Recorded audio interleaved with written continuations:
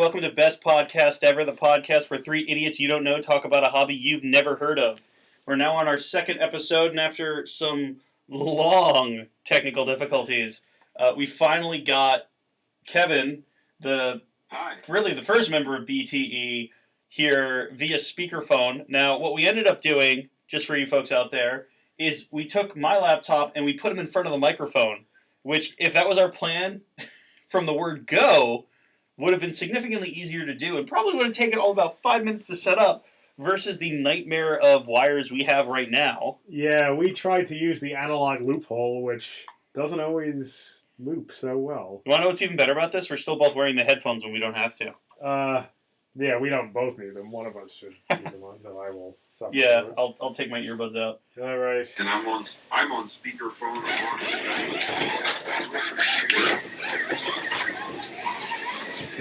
Yeah, if we run a car, we can't hear Kevin. So, okay, we'll just do the intro now then, because unfortunately, Mr. Evil here will have to leave us soon due to work-related reasons. But really, today, we're going to try and give Best Podcast Ever an actual format. We were severely lacking one last time. So really, we're only going to focus on two things today. We're going to talk a little bit about new things coming out in the slot car world. And then we're going to talk about solely 132nd versus HO just as a hobby. So, Kevin, while you're here, why don't we talk a little bit about, like I said, things that are coming out. And again, we know from our fine folks at NSR, we have yet another 917 getting... Are you sure it's not the Thunder slot, though? No, this is an NSR one. I was on the distributor's website at my dad's hobby shop earlier today, and it is the white Team Austria car. It is the white one with the red stripes on it. So, thus making what hobby shop is that you speak of that has such fine slot car parts? We are, as always, talking about New Jersey Nostalgia Hobby, who, whether they know it or not, have supplied us with the tape for Best Track Ever. Here, let me show Kevin the tape that was liberated from Nostalgia Hobby. It is NJ Hobby branded tape, meaning it has been written on the inside of it with marker, which, let's be honest, it's not easy to get to the tape core with the marker, so... It takes years of practice, let me tell you, because I always used to just write it out here. On the side of the tape. On the side of the tape. Yes, let me point and say here, in our audio medium, yet again. Yes, once again, little Al needs to remind us that this is a podcast and the people can't see it. But yeah, no, NSR seems to come out with one mold once every, 2 or 3 years, and then they just beat on it like their name is Tycho. Just run it into the ground.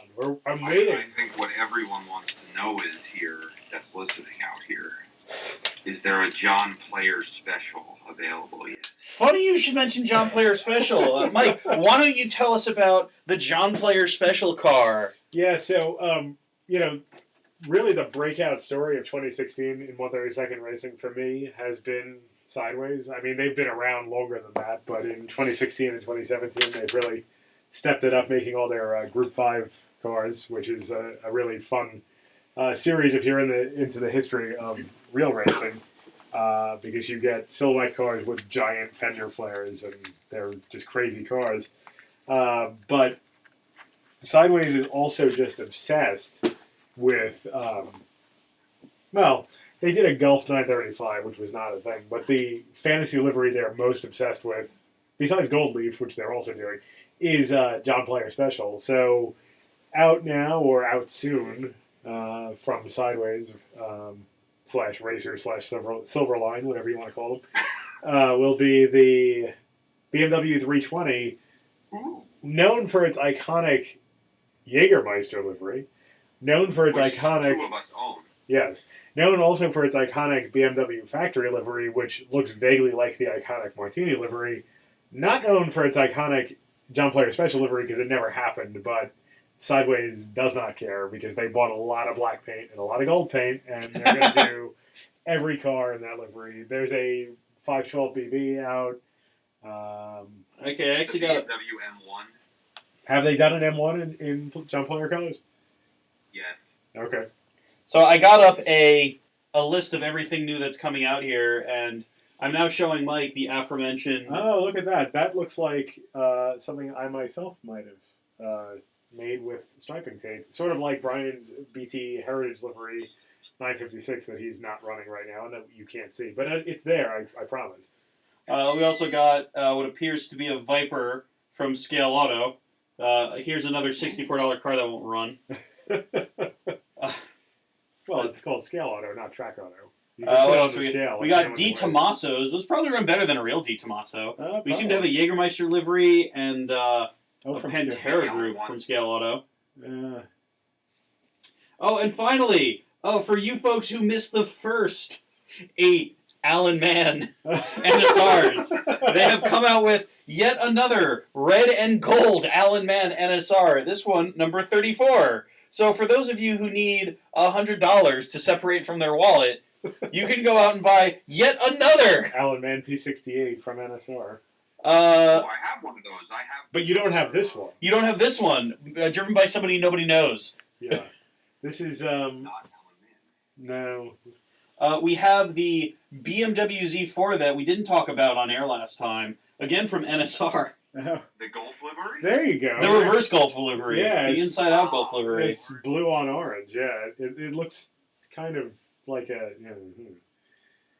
Oh. A Fiat 500, because, again, if you want to spend $85 on an NSR, you should get the one with the shortest wheelbase. Yeah, you want a car that's the height of a 132nd car, but has the wheelbase of a T-Jet. There you go. And everybody, calm down. We will get to it. We see it on the distributor site here. Out from Scalextrics are these Scalextrics K3000 GT Lightning 2-pack. Oh, God. You get not one, but 2 front-engine inline cars that you have to put the stickers on yourself. They're lookalikes. I think they're supposed to be Mazdas. Okay, what do we have here? I don't know what the hell this is, actually. It's okay, so it's not a car. They're not high impacts, they're starts, and starts never had real cars. Right, much like the Scalextric F1 cars that are F1 car. Scalextric has gone the Tyco route, besides making their relatively reasonably authentic looking F1 cars. They do have some fantasy livery F1 cars that are just a car that doesn't have fenders, which means that's an Indy. You mean a shopping car? Yes, or perhaps a lawnmower or a wheelbarrow or what have you. Running gag. Yeah, we'll run that into the ground. One else get no one else listens to this, so it works. That's true. We had 19 views so far on the first episode, and I personally accounted for at least 16 of them. So I was 2. Was one of the other 3 Stone Cold Steve Austin? We can hope. Well, now that we've mentioned Stone Cold Steve Austin, we can put him in the meta tags. Yeah, we were talking about this earlier, Kevin. We've decided that anything mentioned in the podcast is fair game to tag it with when we post it. So since you've mentioned Stone Cold, people searching for Stone Cold will now find this. Yeah, but who do we attack this week? Who do we go after? I mean, it depends on who you come up with within the next 5 minutes, because you said you had to go, but, if you want to send us out on a high note there, big guy. Well, Mark Donahue's dead. I was going to talk about the, speaking of Scalextrics. Oh, yeah, relatively new from words Scalextric. You don't hear in the same sentence. The Scalextrics AMX. Yeah. Yes, I'm holding it in front of a camera that's not going to be on the podcast. And he's holding it near the microphone. You have one? Yeah, I bought one. Oh, sweet. Thus proving that even Scalextrics can trick Mike into buying something every now and then. My exact words when I reserved mine was, that's a cool car, cool enough to make me swallow my Scalextric pride. It hasn't been on the track yet. I imagine it runs like the other Scalextric Trans Am cars. It's an inline. Oh, it's an inline. Yeah, you can see the crown gear. Ah. Now, okay. Now, that'll make you at least keep it in the box. Yeah. So, yep. Something. There is, yes. The sound you just heard was the box closing forever. Forever. Now, here's the... Okay, so, speaking from somebody who saw Scalextrics go from inline to Sidewinder, now back to inline, I'm going to... And if you're at home, Google this yourself, because we're certainly not going to upload a picture. Too much work. Here we have the Scalextrics Mustang, and if you know the Scalextric Mustang, it has a full interior. Yep. You can see the full body. Now, if we look at this brand new car from Scalextrics, Yeah. he's sitting in a vat of oil. Yes. Yeah, the floor of the interior comes up to Mark Donahue's chest, and by Mark Donohue, I mean the same Skillester driver that's in every car. Is it? I think Mr. Met. Not No, the helmet's leader. This is Mr. Met. Oh, it's not Mr. Met. I guess it's the Cincinnati Reds equivalent of Mr. Met. Who I guess he has a name. What else do you have over here to for us to gawk at? We have Well, I can tell you one thing. That's probably the best of any new car that's come out recently, from other than Skillester. the Fox Body Mustangs. Yeah. Or Oh, Pink Pig. Anything from Sideways at all, because they seem to be the hot ticket. Yes. We're currently looking at the Le Mans miniatures Porsche 917-20, aka the Pink Pig. Now, here's the thing about this car. You actually have the good one that has the slotted chassis on it, yes? That's the first series, so whatever it had. Well, no, it's not the first series. Because this one is... Oh, is that a reissue? I haven't had it out of the box. Made in China. Okay, so you have the good one. Okay. Believe it or not, my dad has the French one, Okay. which he can't run because the body's not plastic, it's resin. This The might- chassis isn't a slotted. This has a slotted chassis on it, so this actually runs nice. Yeah. And this can hit stuff and not crash. I have thought about, but I wouldn't. But I did think about running that when we ran a 60s and 70s GT class. Yeah. Sure. So, believe it or not, Le Mans miniatures went from being handmade in Europe to being mass-produced in China and got significantly better when that happened. Well, yeah, because they're letting Slotted do all the engineering, which is why Sideways is good. And they're letting injection molding do all of their bodies, as opposed to resin that will break when you look at it. I love how this has remove before you run, as if I was going to be like, box on track. Why isn't it working? Yeah, it actually. So there's a. Is Nico still making new slot cars? Can we say no and just pretend they don't exist? I mean, we can. Yeah. I could bring up their distributor page and we can laugh at it. So, Yeah, that's okay. has Nico made a good car outside of a Lightning in the past 10 years? The Japanese GTC cars were pretty good. Oh yeah, we're pretty good. Their Except- DTM, the inline DTM. Those kind of existed as a weird sort of genesis, because not only did they... Oh, the classics. Oh, the Nico Classics. Yeah, they're in. You have to change the motor pod, change the motor, change the tires. Yeah, I mean they're in a vein. If you, I mean, So, I go... One, not want to pay for a Jackrabbit motor, then complain for 5 years after getting beaten by a Jackrabbit motor. we're not talking about anybody in Whether particular. C1 is incompatible, and then swallow your pride and Buy a $9 motor. only to be beaten by a newer car. All for a $3 prize. Yes, well, BT currently only has a corporate style logo, but if we ever were to form a coat of arms because we want it to be more special, all for a $3 prize would be the motto, I do believe. So, Now, there's participation of ribbons available. that would just be the BTE logo in green. Green, the official color of a participation ribbon. Altogether. What? That was a different ribbon altogether. Well, because we didn't make... Custom participation ribbon. Yeah, if we had made custom participation ribbons, we would have had a whack ton. We would have had like 500. Because it doesn't Well, come off because that often. BSRT decided to put polymer casting inside their super stock magnets. Oh, man. Like, and that entire race was just a nightmare. But we've gotten off topic here, so why don't we get to the main topic here so that Kevin can speak... You know, in BSRT, you say, oh, wait, Viper decided to rip off their chassis and sell them under their own name? Well, that brings us actually to our main topic, which is 132nd versus HO, and this is obviously a very broad topic that is right at the heart of the hobby. But let me just throw out a subtopic, which is in 132nd you have more than one brand of cars, and you can choose many brands of cars. HO, you have one mass-produced brand of cars that is currently being made, really two, I guess. Auto World. Oh, man, I wasn't even counting Auto... I thought you were going to say Life Like it. No, they went out of No, business. Auto World I just thought of, and the one that I was going to say is Tomy, yeah. Tomy, I guess technically the successor company to Aurora. True story here. My dad did have the chance to meet the CEO of Tomy Toys. And this meeting occurred probably about 10 years ago or so. I'm sure he'll correct me when he hears this. And what occurred is my dad walked up to him and said, "Hey, I know you guys have the molds from the Aurora days. All you need to do is run these cars. Doesn't matter what color. They could be white. But if you run these cars, they will sell." Yeah. And, I mean, yes, he was being a little bit selfish there, and he definitely wanted them in his store to sell. And As in, he said, if you make these, I will buy them. I think he's smarter than to say that. I think he would have said, if you make these, everyone will buy them. Which is probably true. I mean, And everybody who's in the HO dealing. Yeah, him and the 3 other stores, I'm sure, would have been all for it. But the best moment happened ever, which he leaned into his secretary, who was with him at the time, and goes, "Do we own AFX?"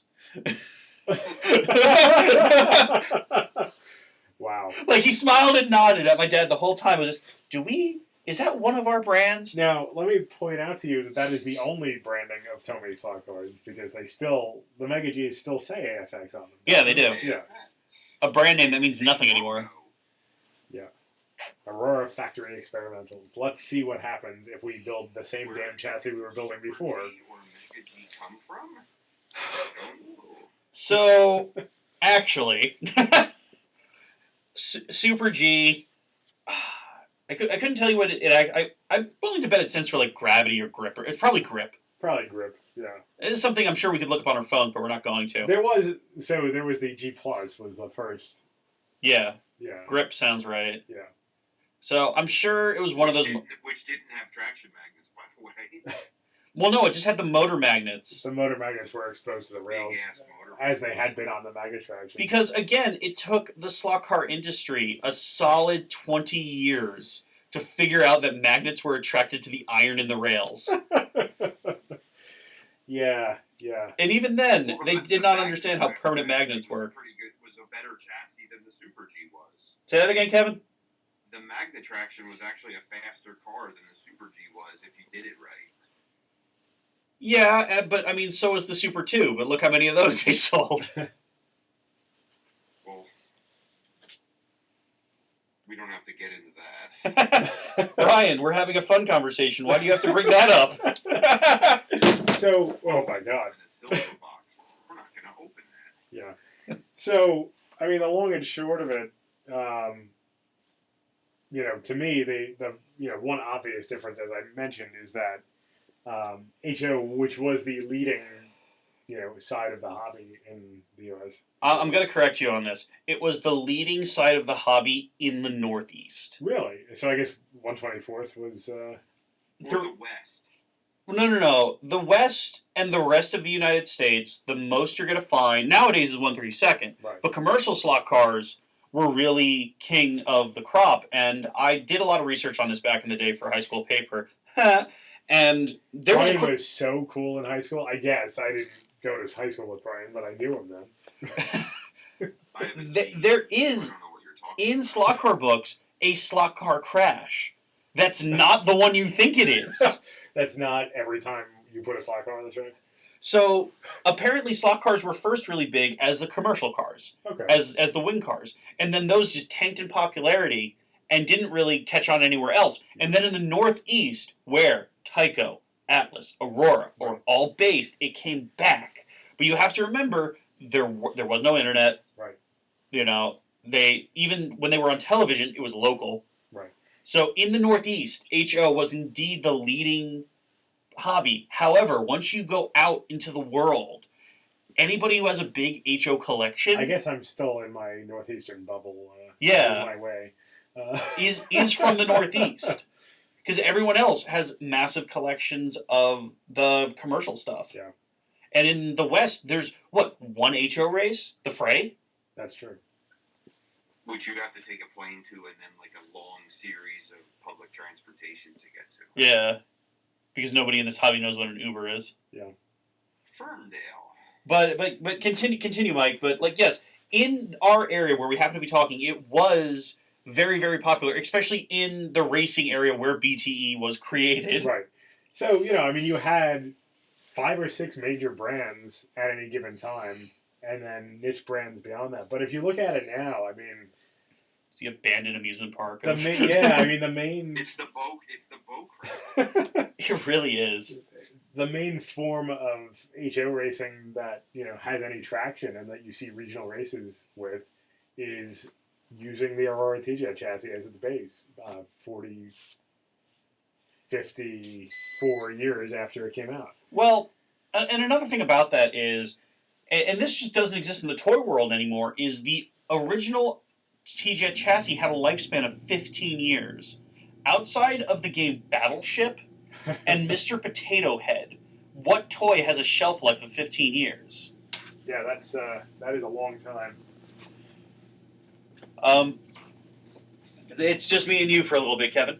Yeah, so, HO racing, But even still, like, nowadays, if you wanted to go out and you really wanted to dive into HO, like you said, there's AFX, there's Wizard. Wizard still makes their Storm. Tycho stuff still has a lot of buyers.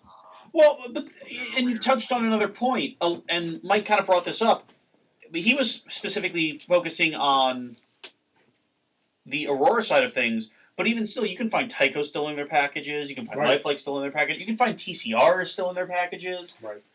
Most of HO is just living off of nostalgia, because this was so overproduced, especially the TJ chassis. Yeah. Or it was produced enough so that I'm going to say 1,000 people who are HO racers out there. And I'm going to say there's 10,000 slot car enthusiasts in the United States. I think that's probably fair to say. So, prove us wrong. Give us, 100,000 followers within the United States. If you give us 100,000 likes, we'll know there's 100,000 slot car enthusiasts. Or Brian could buy 100,000 likes for $5, whichever one is true first. Yeah. Yeah, Facebook keeps telling me that. We'll have to get one of those.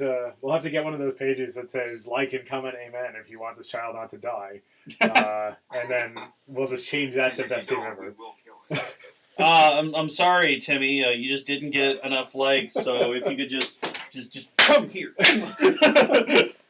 But in terms of 132nd right now is thriving in a sense.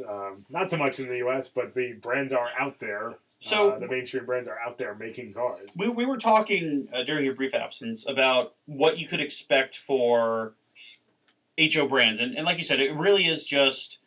It's not even Johnny Lightning anymore. That's a misnomer. It's actually round 2 now because Johnny Lightning went under. That's right. So it's round 2, which creates a handful of cars a year, and it's Tomy, which creates even less. Meanwhile, in 132nd land, let's only talk about pillar companies. Let's not even talk about fringe companies. Right. We have Carrera. What about Playing Mantis?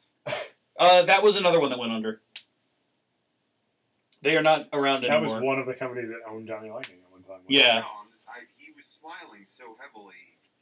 Except when he's on the hood of that one Monte Carlo where he looks terrified. It's such a weird design choice. Yes. But yes, we have these pillars of 132nd. We have Carrera, which is the biggest. Yeah. We have Scalextrics, which wishes they were the biggest. Although, which in my... Carrera is just a sellout and runs their licensing of Ferrari. Yeah.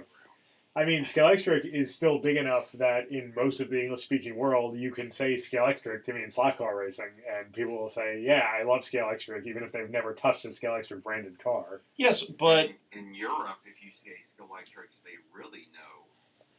But even still, it's one of those things where, okay, they also call it a Hoover and a Band-Aid, but... Right. I can tell you right now, my vacuum is not a Hoover, and my Band-Aids are adhesive medical strips from Dwayne Reed. You mean Band-Aid? Band-Aid. Well, my point is that Scalextric was big enough and is big enough that took on a genericized trademark. But as we... Oh my god. But as we know now, they are literally doing everything in their power to flush themselves down to backpedal. Yes. But ignoring Brian our is favorite... waving around the AMC Javelin. They decolorize the logo and put it in a gray box. They've done everything wrong. It's not even a color on here anymore. Most inventors try to reinvent the wheel, and Scalextrics just tries to make it not round.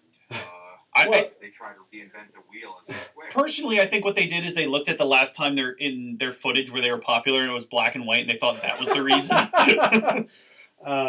Scalextric shouldn't spend too much time reinventing the wheel. They should really just try to get the wheel on the car straight. But that, I think, is beyond their power. Yeah, I mean, something crazy like having metal wheels or, that you put on with a set screw instead of plastic wheels that you bang on with a hammer of discipline until you put the axle through the side of the rim. Oh, you're cute if you think they're using a hammer and not just whatever rock they found. Yeah, whatever kids are in the Scalextric sweatshop are just pressing them on with their little tiny fingers. Well, they just have channel locks and they just all day. They have the iPhones. They just put the smash the wheel phone. Wheel phone? Wheel phones. You can tell I am starting to fade. If you've ever wondered what became of all the Samsung Galaxy 7s that were recalled, they are being used as bludgeoning objects in the Scalextric factory. I hear all those Samsung Galaxy 7s were piled into that bomb we just dropped the other day. Timely reference. Yes.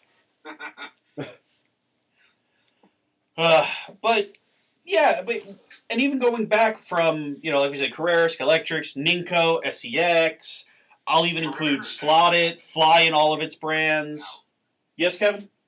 Carrera's branched out further than slot cars even. They've tried to mass market themselves to mainstream stores. It's not just Toys R Us. Like, you go to Barnes & Noble, you see Carrera RC cars now.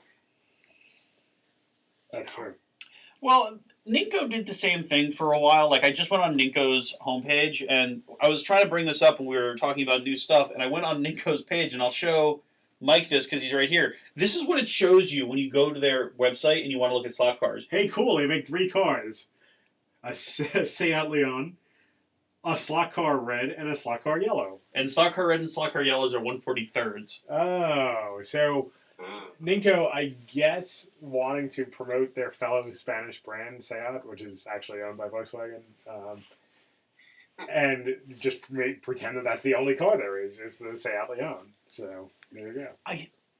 Whereas for years, Ninco was the first to bring the NSR Mosler into production in the slot car world. Did you say Ninco produced the NSR, NSR being its own brand, Mosler? Or did you mean to say Ninco was one of the first to produce cars such as the Mosler, the Ascari, and other sports car hits? Other sports car hits known only from... Ascari, our own co-captain, was a Ninco Lightning champion, regional, with an Ascari. That's true, built by our regular captain. But yes. Captain, co-captain, co-captain. Evil doctor, not myself. I think it's kind of funny, and that brings me to another point about 132nd in particular, which is that, obviously having a bigger scale car to look at means that the cars actually look like the cars they're supposed to represent. And when a little kid goes into, say, a store like NJ Hobby, and say he sees this and he likes it, you can Google this car. This is a car. Yes. You can learn about it. You can learn where it drove. You can learn everything about it. Is there, any HO Husk around here? I don't have any HO stuff in the room. Resin that resembles something with 4 wheels. Because you can't look up that car online. There's no connection to it. Right. In fact, oftentimes, if you buy HO racing bodies, for instance, they won't even necessarily be labeled with what they're supposed to be. Like, you just have to sort of use your imagination, which is fine. I mean, we are pretending to race real cars as we race toy cars, or at least I am. I don't know. Maybe other people have this in better perspective than I do. But, I mean, Ninco, for all of their flaws, I mean, they introduced me to cars that I otherwise wouldn't know other than from the Top Gear lap board, like the Mosler MT whatever. And you mean the NSR Mosler? Yes, the NSR Mosler. If I ever happen to see one in real life, I will assume that it's made by NSR. Well, after we try and put the BTE sticker on it, and if we don't get arrested for that, I'm sure we'll get arrested putting the NSR sticker on it. It really turns 41,000 RPMs in person. It was just like the movie. Yeah, we should. You should actually bring some of the higher end NSR motors around and ask the Mosler owners in your neighborhood. All of you who are listening out there who know a Mosler owner, I suggest you walk up to them and say, "My Mosler makes 45,000 RPM. Let's see you do that." In fact, put money on it. Just see who can get to 45,000 RPM first. It's really fun to watch your friends cry. So when your friend who owns a Mosler ruins it, you can watch. Make it past 7. You can watch him cry. Yeah, no, I don't imagine what power. Do you know what powers the real Mosler? The LS Is it an LS? actually Yeah. powers it. Okay, so I was going to say, off the top of my head, bet you Chevy makes I'm it. guessing LS. Yeah, Yes, so it is Chevy powered. It uses the 427 DO6 motor. So Or that's- Z28 motor if you're paying attention in 2016. Well, that's something that seems to happen, and it depends on where in the world you are, because it seems everything that's kind of like a sports car in this general area, most American brands, it's like, okay, we're going to build the chassis, but we can't build the motor. Let's go to Chevy. And what's even funnier is people like Lotus in Europe go, okay, we're going to build the chassis and the body, but we can't build the motor. Let's go to Toyota. Let's go to that. And the then 1.8 liter inside the Lotus. they were actually doing that Nice. toward the end of the time they were owned by GM. Interestingly enough, but. And let's bring that back to slot car racing, Hey, there where most of the motors are made by one company, Mabuchi. They make pretty much every electric motor on the planet. Yeah, if you have anything with an electric motor in it, you can bet. Except SCX, which used the awesome Endel motors. And Ninko, which has to make their own, and NSR, who makes their own. Yes. But other than that, Mabuchi's making everything. So a lot of people just make the shell on the outside and get the insides these days from a mix of Mabuchi and Slot.it. Yeah. Oh, it'll allow us to plug our Flat 6R side sponsors here. The Flat 6R. Which ties in nicely because we were talking about LSs a minute ago. Those of you who are into 1-to-1 scale cars will know that LS swaps are very common when you're trying to tune a car, and by tune it I mean build an entirely new car. Just drop a car Just- inside of a car. Your captain owns one. Yeah, you can LS swap just about anything out there, and take a spin through YouTube and you'll see LS swapped. You'll find Mustang the LS, 2. Yeah, you'll find the LS swapped DeLorean that was on regular car reviews. There's just about everything out there. You can fit it in, and even if you can't. And Ford yes, Transit. the Flat 6R, to us at least, is the LS motor of slot car racing. We very much... And what better motor to put that in than the Porsche 962C insert? As Brian breaks the track. 1128 gear. Yeah, that's what I've got.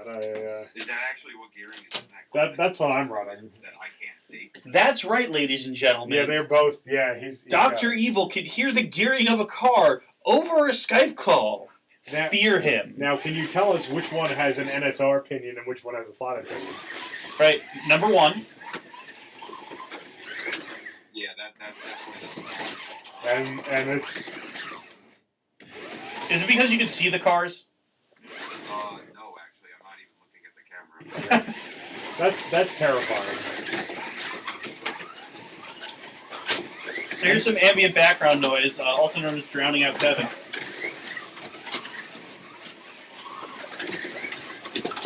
Whoa, I'm going backwards. Definitely drive that car. You should drive that car into the foxhole. With a BT mobile? Yeah, that's the Slot.it one. In retrospect, we should have put Kevin at the bottom of the foxhole so he could watch the cars fall. And just ruin my laptop screen? Yes. There's a reason it's facing that way. I did coin the foxhole. So Yes. yeah. You also christened it, so It's, about halfway through the recording here. Yep. So for those of you just joining us now, somehow, Somehow, even though you have to stream this in the beginning.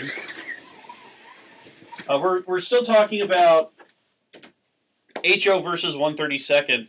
And don't worry, folks. I know you're wondering, how serious are the racers in both scales? The question is 2. Yeah, well, just like anything else, any other hobby or pursuit or anything that can be competitive in any way, you will find people who take it way too seriously.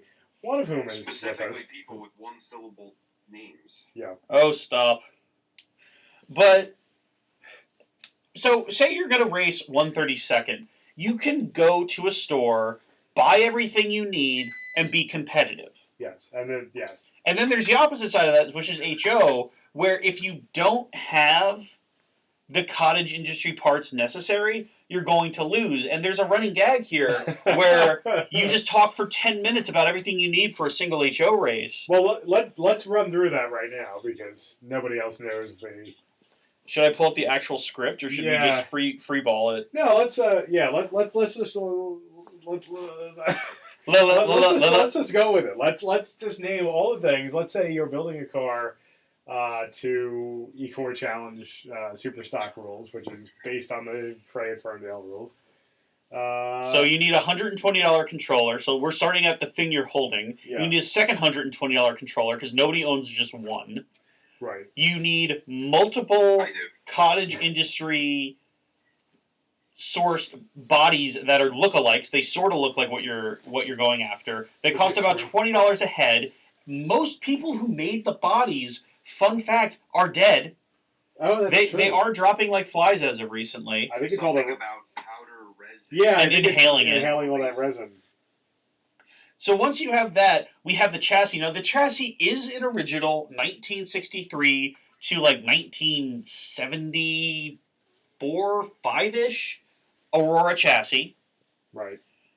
The end, because everything else is not stock with the exception of the chassis and the top plate. Other than that, we have the balance intrude arms, the magnets ground with a CNC machine to fit in properly, the CNC gears, the cluster shafts that are tapered at one end to make them better, the CNC rear gears, the special molded nylon crown gear, the hollow axle, the oh my god tires that are they're called ASTs, they're silicone coated sponge, and they are the bane of your existence. Now moving to the front of the car, we have multiple front setups. We could have spinning weight, hanging weight, and all of them are more than $7. And quite frankly, you can do all of this. You can buy all of this. Mike, we're not done. We haven't done pickup shoes. Oh, of course. We haven't done pickup shoes, we haven't done brushes, we haven't done springs. Well, yeah. You know, there are people who put which direction their top clamp, the gear clamp goes, because that's important. Namely me. I guess if it's warped. We're not racing watches! I mean, but you are, basically. I mean, that's what this comes down to. And I want to get into, you also have to look for, letter chassis or numbers greater than 8. Gear plates with only letters, specifically F's, G's, or H's would be the best plate. While standing on one foot, reciting the Pledge of Allegiance, going clockwise. Believe it or not, the F chassis is the one that the magnets slide into the best, and the H top plate is what the Rick Terry CNC gear was designed off of in spacing. But, so all in all, you can sink hundreds of dollars into parts. And have a dog. And get totally smoked by a guy who bought one out of the runner pile that still has a corroded green chassis. Yeah, because the fact remains that you still have to tune by hand everything on the car. Everything on the car. Everything from your... The captain at BTE does that. Yeah, I will not dispute that. And I am probably the worst at it of any person I've ever met. I'm also standing in the room. But literally everything from your body screws to how the top plate sits on to, as Kevin mentioned, which way the chassis clip is facing. Special oils for different parts of the car. Bending the pickup shoes. Bending the hanger windows of the pickup shoes. Maybe they could just make the hanger windows that size. No, don't do that. Clipping the springs, stretching the springs, compressing the springs. Then you have the brush springs, which the fun part is that they are riveted to the chassis. So if you bend them the wrong way, that chassis is now garbage. Oh my covering the axle holes in JB quick, and then line boring the chassis straight. Boiling your chassis to try and make them straight, only to have them heat up during a race and rewarp. Elastic memory is a funny thing, isn't it? So the long and short of it is that, HO racing is... So much of HO racing happens on the bench before you ever get anywhere near the track. And that's true of anything that involves a technical aspect to it, obviously. But it is especially true of HO racing. And... the humidity is off in the room? Is the door open? Is there dirt on the track? Did someone sneeze? Did someone put an oil slick down? Like, nowhere else in the world can somebody, like, take their thumb and they just rub it across their head and their nose and, like, their ass, and then they take it and they clean the tires with it. Yeah. Well, it worked. When we had no tape 2 weeks ago, that is how I was cleaning my 132nd tires, and it works reasonably well. But it depends what pizza you ate in the afternoon. I have seen, like... again, we're not going to use names here, but I have seen HO racers put their entire car in their mouth to clean the back tires. Yeah, and I assure you, these are all grown men, and then some. So the way I always like to say it is children in their 50s. Yeah, I think that's fair to say, if you're being generous. Speaking of 50s, I've been on the phone for 50-something minutes now, and this is my cue to exit. All right, Kev, we'll let you go, and me and Mike will just finish up here talking about the end of our podcasting career. If I could tell you one thing about HO racing, I like my slot car bodies like I like my women loose robe. Man, I really wish I was able to cut you off in the middle of that. Yeah, that would have been better. But anyway, Kevin, talk to you next time. Good night, all. Peace. Well, that went on exactly 30 seconds longer than we wanted it to. Yeah, just about. And he didn't really call out that many celebrities that we can tag, so we'll see what happens. Nothing like making sure we can get people angry at us without being able to capture those views. Yeah. Yeah, well, whatever. Oh, wow. Brian just threw his laptop with rage. Or I put it on the... Yeah, so we're going to tag this rage... Freak laptop out. Throwing, rage quit. Fight. Yeah. Face reveal. Not our face, some face. We're just revealing a face. The deeper we drill into this, the less likely a face reveal gets. But yes, what were we talking about again? Slot cars! Yes. Hey, we can race now. On the track now. Oh my god, this is so much fun! This is so much better than talking to Kevin. But remember, if you have a choice between playing with toys and talking to your friends, play with toys. A message brought to you by toys. I mean, that's what you get for growing up in the 80s. Every cartoon you ever loved was designed to tell you toys. That's true. But the opposite of the HO racing we were talking about is 132nd, where, okay, let's be fair, you still have to buy a car. Yes. And say the exact car I'm holding here, which is one of NJ Hobby's more popular races, the, what is this considered? Let's say, well, the class would be Slot.it Group C. That is a 956 short tail. High downforce. Yes, the high downforce version. So I had to buy this car, and I bought a motor pod which came packaged with the gears. I bought a new motor, and I changed the braid. Right. But at the end of that, this car actually runs good. Yes, and predictably. I mean, not 100%, but within reason. You can assume that if you look at your, friend's car and like the setup he's running, you can copy that setup. I mean, there will be some fine adjustments that you need to make. And there's something to be said about pilot skill. Right. Well, obviously, taking the driving out of it, though, you can talk to somebody about setups and listen to what that person's saying and learn something. And learn by watching what other people are doing. Or, let's say... Because there's two ways we race the 132nd. There's what we're doing now, where we have a very open thing. Or let me go and, you folks at home can appreciate just even the difference in the sound. We can take a car that I did nothing to. That I took out of the box. This is an NSR Mosler. I literally bought this specifically for the race we were going to have. And I'm just going to take this car, put it on the track, and run it around on its own. Now you'll notice it sounds a lot quieter and a lot better. Because you can also do the equivalent of net decking and just get something good out of the box.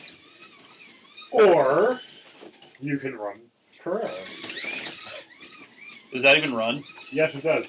I'm about to hit the track with one of the set cars that came with the initial box of Carrera track that I bought. This is a Carrera Corvette C2. We're at the wrong voltage, technically, for Carrera, because these are made to run at 1480. Well, actually, this is a Magna Cartoon, so just give me a sec. Yeah. Do. Now, we'll talk more about Carrera as we go forward with more episodes, but... Oh my god! What the hell voltage did you put us on? 14.8. Oh. Well, Carreras are quite fast at their native voltage, which is stupid voltage. 14.8 volts on skinny rubber tires on a plastic track. Although, I have to say, the NSR is loving it. Yeah. So, the point being, you can run... Ow. You can run 132nd cars out of the box that are essentially toys, let's be honest. Yeah, you're running a toy. And yeah, and they will run against each other just fine. But what we find when we race these, and this is something that goes on in real racing, real fake, this is real racing. One-to-one racing is big racing, let's call it that. Where, you find that the more you try to restrict the technology, the guys who want to squeeze every last bit out of there are just going to find the tiniest things they can work on. And when you talk about HO racing, that's all that's left, because the big stuff has already been done. And there's a running gag in 132nd season, which is the most worked on race we ever do. Box stock Scalextric high-impact cars. Yep. Those cars are tuned so much more than, like, the one I'm holding in my hand now, which, again, was just taken out of its package and put on the track and ran like a charm. Because out of the box, they run like death. And just to be able to finish a lap, basically, requires a significant time investment. But HO, like you said, like we start with box stock, and those cars are tuned to the nines. Then we go to super stock, which is like the same car with silicone tires, and those are tuned to the nine. And then we're in Indy, when now, we're too far in. We're in too deep. Wherein you're supposed to run the stock Aurora IndyCar hubs, which are enormous, but also magically get them to fit in a width that is narrower than the width of the chassis plus the wheels. So, yeah. That ruling, I never agreed with that ruling. But I digress. There's a lot you can do, both in terms of build and tune, with a T-Jet or with its various derivatives like a AFX or a Magna Traction or the aforementioned Super 2 or even the X-Traction that's being made currently by Auto World. I mean, those are all essentially derivatives of the T-Jet, and they're all sort of the same story. They have the same failure points, the same things you can tune. Honestly, there just aren't as many. Because with the original Aurora T-Jet, they made them for 15 years. Did my motor burn? Don't run that at 14. Yeah. The magic blue smoke that makes slot cars live is escaping from Brian's car. It actually doesn't feel like it's that bad. No, there's no visible smoke, but it does smell like Band-Aids and fire, which is the smell that tells you it's time to stop. Yeah. Well, I'll play with this one then at 12 or 10. Yeah, let me put it back on 10. What I picked up now is a sideways. Yep. Gotta use the course adjustment. Things are about to get coarse. Oh, yeah. There we go, 10 volts. Which class did we determine this lives in? Group 5. So this is the slotted BMW Flying Brick, which lives in the Group 5. And this one, another fun story, so... Having my 995. Or just put it on the track. Yeah. If we're going to do Group 5, we're going to do Group 5. This car ran okay out of the box. I spent about $30 putting in a new motor pod, new gears, and it runs identically. Oh, hi. No power. Here, too, we have some significant swapping that's been done. I'm running the sideways 935 Moby Dick, the long tail. And literally, and I guess this takes us back to the T-Jet thing. I mean, in a way, the only thing on here that's original to what came out of the box is the chassis plate and the body. Oh, and the wheels. Yeah, that one ended up being competitive, didn't it? Yeah, I mean, this was a build that I worked on literally all last season. But I'm running a Slot.it motor pod. I'm running a Scale Auto ball bearing motor, which is interesting because I had no intention of running that, except I was told that the stock motor was illegal. But Did it end up actually being illegal? no, there was much confusion about that. And then the same person who told me it was illegal then complained that the class should be rewritten, so we only run that. But that's another story. So that's a story we won't tell unless you ever meet us in person. If you ever meet us in person, please don't murder us. And you'll probably catch us in the middle of telling that story because I just walk around telling it to whoever will listen and those who won't as well. And, don't get us wrong, there's plenty of stupidity to be found in 132nd Racing. I was just fishing around in my box, and I found a vintage Scale Extra that you clearly tried to tune.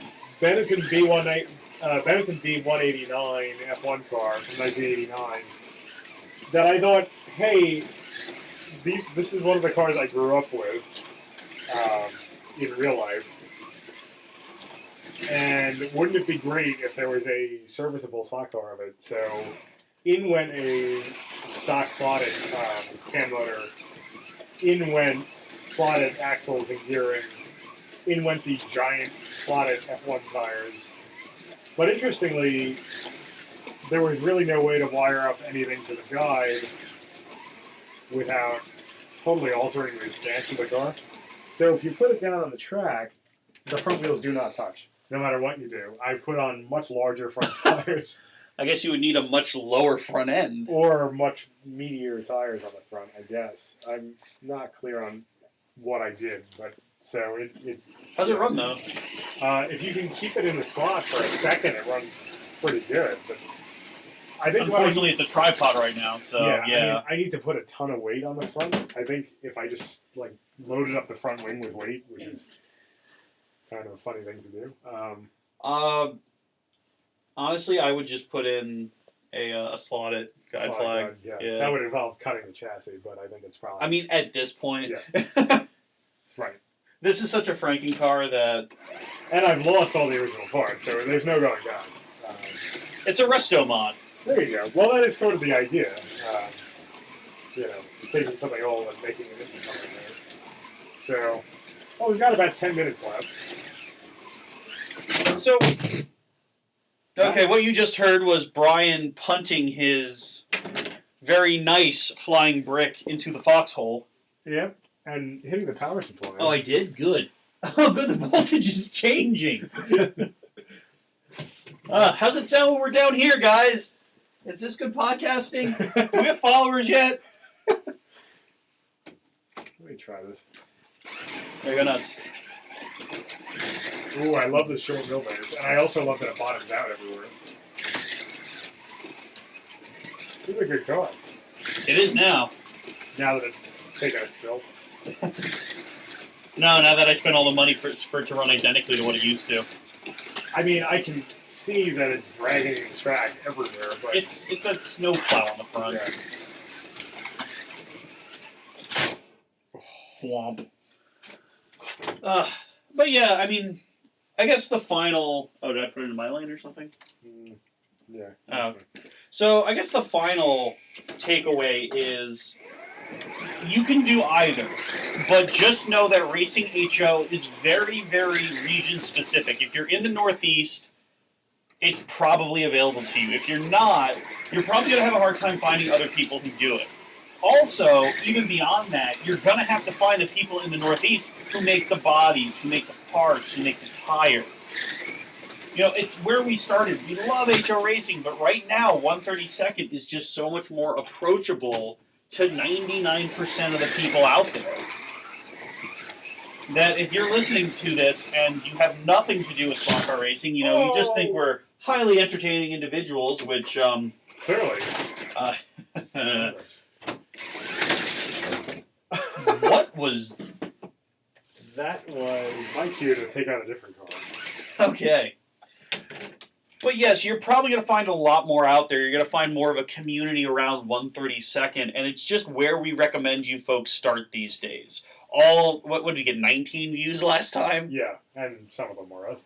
So all 10 of you that accidentally listened to the podcast, and I'm pretty sure you listened to the video game intro we have, Yeah. and then you stopped listening. Because you realized it was not about video games. I mean, we can make it about video games. Will you love us if we do? Oh, we can do probably a couple dozen episodes on racing games. So, we'll get to that. But yeah, no, absolutely, I would suggest if you are, new to the slot car hobby, that you consider starting on the 132nd side of things, just because you will find that it's easier to get your feet wet, and you'll find that you have more options for where to start. And you can what grow kind of with racing you it. want to Yeah, you can say, like, oh, I just want to buy a Carrera track, and we're just going to play with the cars in the box. do. Right. And then if you only do that, you'll love it. And you can say, okay, I'm just going to buy Carrera cars.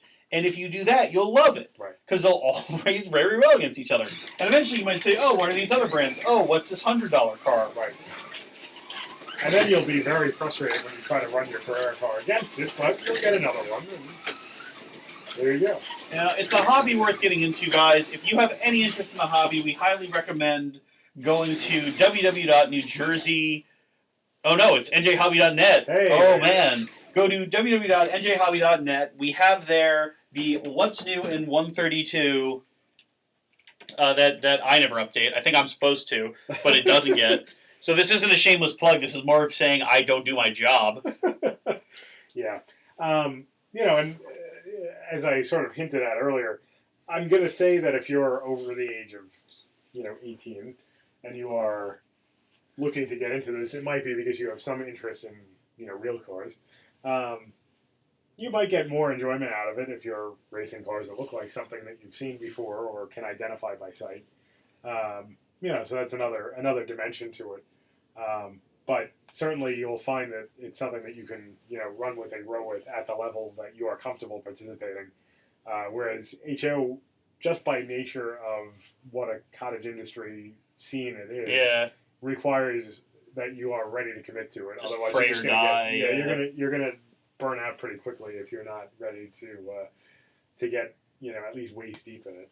So we got about 5 minutes left, and I want to take the last 5 minutes here to ask the crowd, as it were, all 7 of you, directly some questions. Do you like what we did with the format this time? Do you think this was better than what we did last time? Is there something specifically you guys want to hear about? Is there stuff you wish we wouldn't rag on about as much? Is anybody out there? Yeah, is it really obnoxious that we insist on racing cars while we're talking? Because it might be, actually. I don't know. I like the sound of slot cars, but But then again, we decided yet again on another Friday night, when both of us have people in our lives, Yeah, well, I mean, my wife is at work, so. Yeah, but you just used the term "my wife." Yeah, so that's true. clearly there are other people out there we could, be enjoying our time with. Yeah, that's true. Just let us know what you think. We'd love to see some subscribers. We'd love to see you, troll us in the comments. Go for it, guys. But until next time, we're hoping to do these every 2 weeks. I know I'm not going to be here in 2 weeks. I have a previous engagement I have to go to, but hopefully we'll have something with Mike and Kevin in 2 weeks. Yeah, we'll figure something out. Yeah, let us know what you guys want to hear, what you want to see. If there's any topics you want us to talk about, if you've made it this far, good for you. Give yourself a BTE participation point. And the official BTE high five, which means find your friend, offer a high five, and miss. And just punch him directly in the face. There you go. All right, guys. Have a good 2 weeks. We will talk to you next time. And until then, insert your own catchphrase here because we really don't have one.